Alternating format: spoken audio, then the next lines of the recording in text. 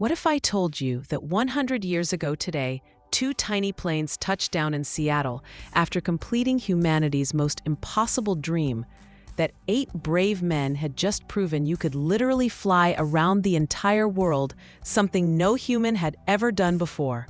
By the end of this video, you'll discover how this 175-day adventure changed aviation forever and made our connected world possible. Picture this. It's September 28, 1924, and you're standing among 40,000 cheering spectators at Sandpoint Aerodrome in Seattle, Washington. The crowd is electrified with anticipation as something extraordinary is about to happen. 2 small planes are approaching from the east, carrying 4 men who are about to make history. These aren't just any planes returning from a routine flight. These are the Chicago and New Orleans, 2 Douglas World Cruisers that left this very airfield 175 days ago with an audacious mission: to become the first humans ever to fly entirely around the world. 6 months earlier, on April 6, 1924, 4 planes had departed Seattle with 8 brave airmen aboard: the Seattle, Chicago, Boston, and New Orleans. Each aircraft carried a 2-man crew, a pilot and a mechanic, on what many considered a suicide mission. You see, in 1924, flying was still a hazardous activity. Most planes could barely make it across a single country, let alone around the entire globe. The idea of crossing oceans, navigating through Arctic cold and tropical heat, and landing in 22 different countries seemed absolutely insane. But the U.S. Army Air Service had a dream. They wanted to prove that aviation wasn't just a novelty act for daredevils. It was the future of global transportation and communication. The Douglas Aircraft Company built them the perfect plane for the job, the Douglas World Cruiser, specially modified to switch between wheels and pontoons, depending on whether they were landing on runways or water. The journey was a roller coaster of triumph and disaster. Just 24 days into the flight, Major Frederick Martin's plane, the Seattle, crashed into a mountainside in Alaska during a blizzard. Martin and his mechanic, Alva Harvey, survived 10 days in the wilderness before being rescued, but their world flight had come to an end.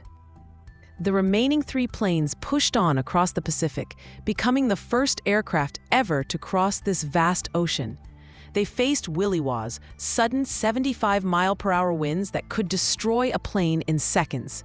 They navigated by dead reckoning with no radio or GPS, relying only on a compass and their courage. In Japan, they received a hero's welcome, but the Japanese military was suspicious and forced them to follow a serpentine route to prevent them from photographing military installations. The crews didn't care. They were too amazed by the hospitality and the incredible sights they were seeing. But disaster struck again in the North Atlantic. The Boston suddenly lost oil pressure and had to make an emergency water landing between the Faroe Islands and Iceland. The crew was rescued, but the plane sank to the bottom of the ocean during the rescue attempt. Now only 2 planes remained, the Chicago and the New Orleans, but the Army wasn't giving up. They sent their prototype aircraft, rechristened Boston II, to meet the survivors and join them for the final push across America. The last leg of the journey became a victory tour across America. In every city they landed, thousands of people gathered to see these aviation heroes. They were treated like conquering warriors, which in a way they were. They had conquered distance itself. When those 2 planes touched down in Seattle on September 28, 1924, they had traveled 27,553 miles in 175 days, with 371 hours and 11 minutes of actual flight time. They had made 74 stops, visited 22 countries, and proven that the world was smaller than anyone had imagined.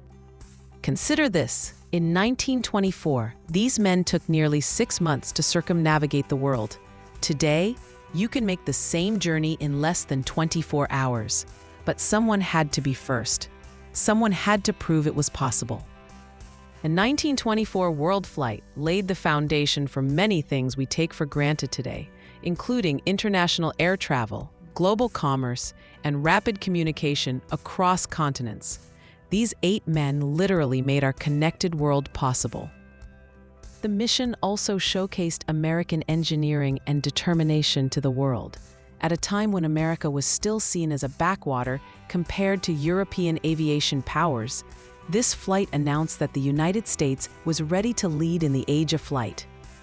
Lieutenant Lowell Smith, pilot of the Chicago, was asked if he would ever repeat the flight. His reply? Not in a million years, unless ordered to do so.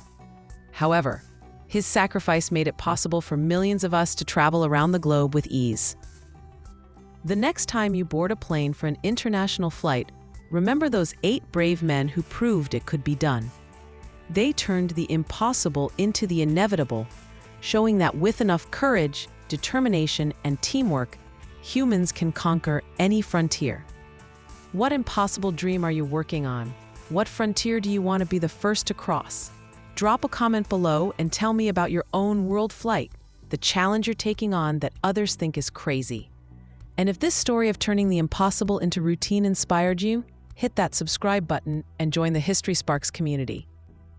Every day, we celebrate the moments when ordinary people did extraordinary things, proving that today's impossibility is tomorrow's everyday miracle. Until next time, keep sparking curiosity.